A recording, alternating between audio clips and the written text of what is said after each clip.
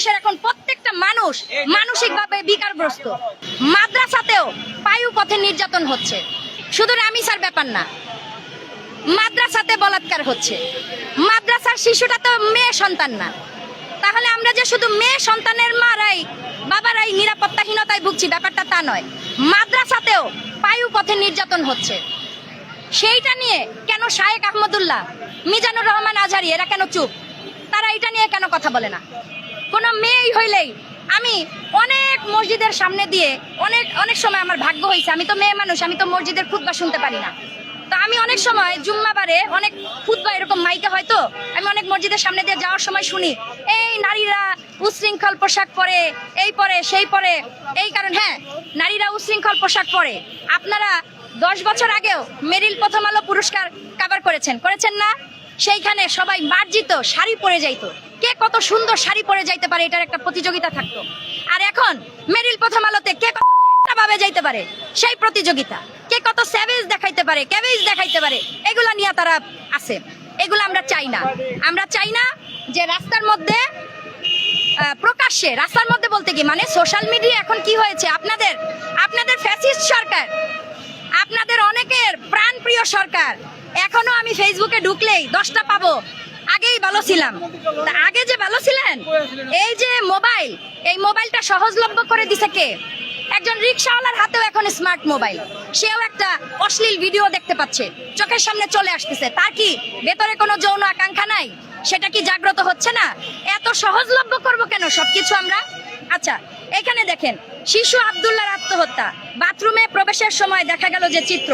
আচ্ছা, কি করলো? শিশু রামিসার পর ফের হত্যা, এবার ঘরের মেঝেতে মিলল গৃহবধূর গলাকাটা লাশ। গৃহবধূটা কি উলঙ্গ ছিল? রামিসা কি উলঙ্গ ছিল? তনু হত্যা যে হয়েছে, তনুকে যে হত্যা করা হয়েছে, এটা একটা একটা কিলিং ছিল। এই টার্গেট কিলিংটা কি? তনু কি হিজাব পরা ছিল না? এখন আপনারা টিএসসিতে গেলে তার হিজাব পরিহিত ছবিটাই দেখবেন, সে কখনো অশ্লীল ভাবে চলাফেরা করে নাই। তাহলে পোশাক ধর্ষণের প্রধান কারণ না, ধর্ষণের প্রধান কারণ হচ্ছে বিকৃত যৌনাচার, মানসিক সমস্যা। আমি মাননীয় স্বরাষ্ট্রমন্ত্রীকে বলবো, তিনি তো স্বাস্থ্য মন্ত্রণালয়ও দেখেন, স্বাস্থ্যমন্ত্রী তো অনর্থক বৈশা হইলো খালি ওই যে তরকারি চেক করে তরকারির স্বাদ ভালো আছে কিনা। তো স্বরাষ্ট্রমন্ত্রীকে আমি বলবো, আপনি একটু কষ্ট করে ওই যে ইসে যান, ধর্ম মন্ত্রণালয়ে যান এবং স্বাস্থ্য মন্ত্রণালয়ে যান, যে সারা বাংলাদেশে যদি 600 সাইকিয়াট্রিস্ট থাকে, আপনি তার মধ্যে থেকে 100 সাইকিয়াট্রিস্ট পিজিতে বসান। বাংলাদেশের মানুষকে 30 টাকা টিকিটে সেই সাইকিয়াট্রিস্টদের কাছ থেকে চিকিৎসা নিতে দেন, এই সুযোগটা করে দেন। কারণ বাংলাদেশের এখন প্রত্যেকটা মানুষ মানসিকভাবে বিকারগ্রস্ত। যে ফুটপাত দিয়ে হেঁটে যায়, সেও ফুটপাতে হাঁটতে হাঁটতে, কালকে একজন আইসক্রিম খাচ্ছে, ঠাস করে আইসক্রিমের এই কাগজটা সে ফুটপাতের মধ্যে ফেলাইলো। কেন ভাই? তুমি কি বাসাতেও আইসক্রিম খাইয়া কি ঘরের মধ্যেই এমনি ফেলাও নাকি?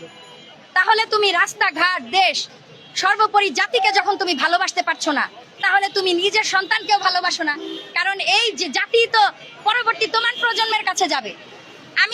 আমি অনেকদিন, আমার 38 বছর চলে, আমি হয়তো সর্বোচ্চ 40-45 বছর পর্যন্ত বাঁচবো।